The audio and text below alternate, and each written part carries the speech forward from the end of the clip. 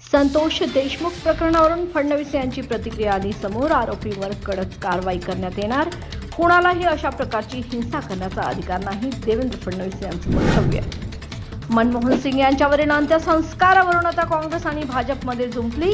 काँग्रेस नेते दीपक खत्री यांनी Xavier post केला व्हिडिओ. मनमोहन सिंग यांचे पार्थिव नेणाऱ्या गाडीचा स्पीड मुद्दाम वाढवल्याचा आरोप.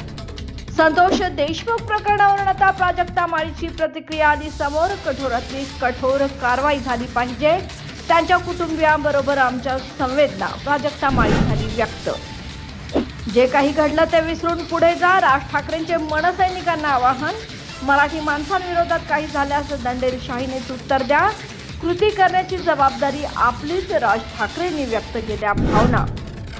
युवकांनी आठवड्यात 70 तास काम केले पाहिजे. आपण कठोर मेहनत करून देशाला क्रमांक 1 वर नेले पाहिजे. नारायण मूर्ती यांनी व्यक्त केले आपले मत.